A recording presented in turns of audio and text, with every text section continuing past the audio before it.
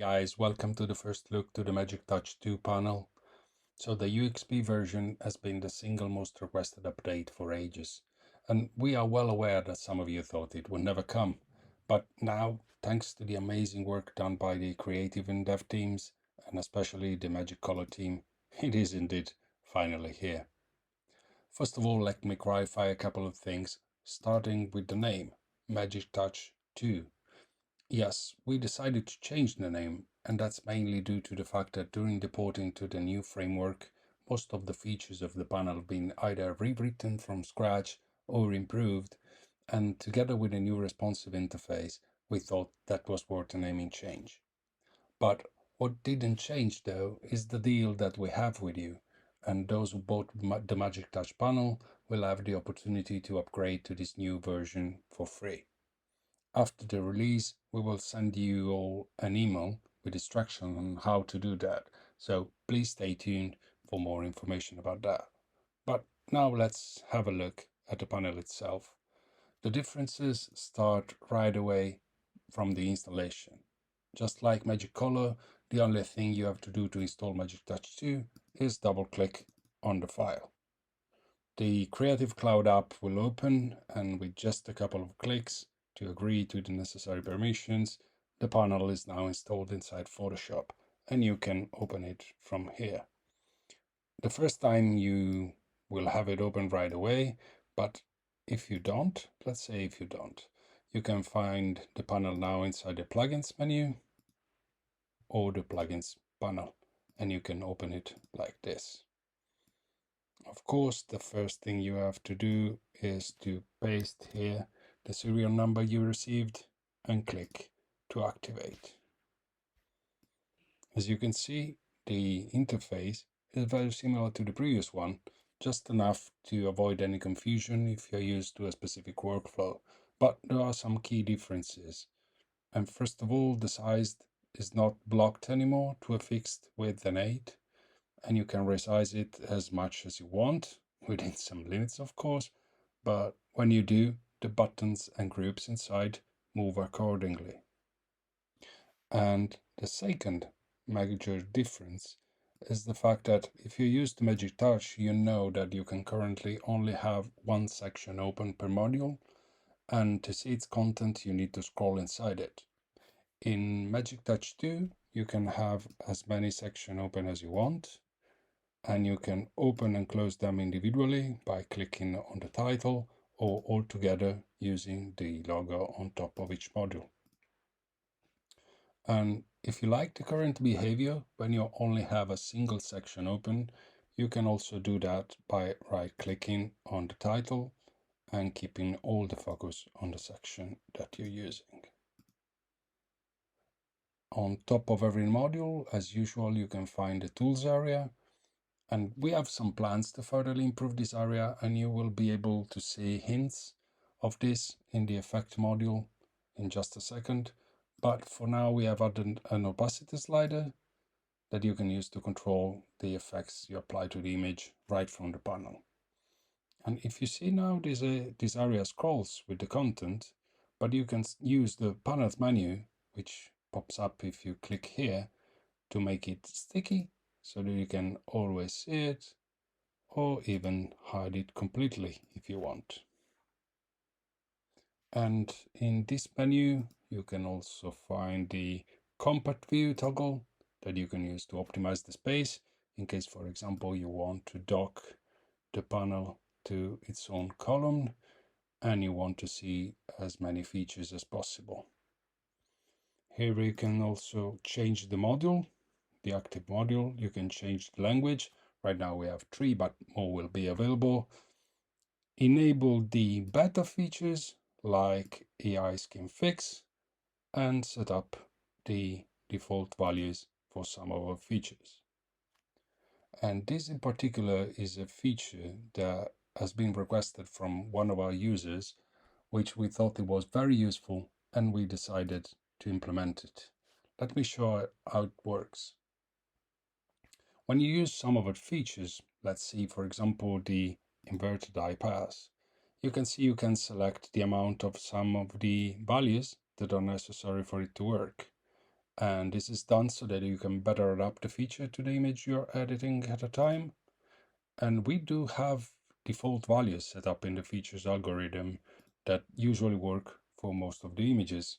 But this doesn't mean that they are perfect, and it may happen, especially if you're editing a lot of images from the same set, that you find yourself changing these values over and over again. And if that's the case, you just have to open the menu, get to the default values, which will open this window where you can edit them. Input whatever value you find is appropriate for your image. For example, let's put 15 for the inverted high pass here and click save. And you will see that the next time that I click on the same feature, it will use the new value. And when you're done and you want to go back, you can always reopen the window, click on this arrow and go back to the default value. And we will probably have some more details on the improved features after the launch, but today I just wanted to show you a couple of things. The first one is, of course, the Clean Skin 2, which is the evolution of our classic Clean Skin, which, by the way, is still available here in its legacy form if you like it and you want to use it. But Clean Skin 2 now it uses an AI-based algorithm to calculate the best settings for each image and deliver consistent results that are independent from the image resolution. Let me give you just a couple of examples. So this is one of the images from our ads that I have reduced to a smaller size. As you can see, it has basically 100% zoom. And I just have to click on the button and start working. Now this image would really need an approach using different features and techniques, but I will just show you how the Clean Skin can help. For example, removing these blemishes here and here. Now my brush settings are probably a bit too harsh for this, but it's just for the sake of showing you the results a bit quickly. And you can start smoothing the skin and still retaining kind of a structured look. Look here, for example, on the nose, you can remove while keeping the structure. And the same is basically true. This is a very small resolution image, but it also works for this image that is definitely bigger in size. This is 100%. And as soon as the processing is done, I can again, let's put it 100%, a large brush a bit and start smoothing these wrinkles here. Okay, and again, it retains a fairly natural look. And you can see this is the before and this is the after. And of course, if you think you went too far on this effect, you can always adjust the strength by putting back the sections and using the opacity slider to maybe down it a bit. And the opacity slider is also something that can be particularly useful, especially when you're dealing with adjustments and looks. So the looks model has already inside everything that you're used to. More looks are probably coming after the transition is complete, and our creative team is already working on that. But for now, let me show you two of our classics. The first of which is, of course, the cyberpunk look, which is a favorite among our users. So it's here in the theme look, and click on the relevant button and the looks is processed and applied on a separate layer. And let me do that again. Yes, if you're thinking that it looks faster, that's because it is. Depending on your system, the speed of applying looks and adjustments is now up to 25% faster, even on large images.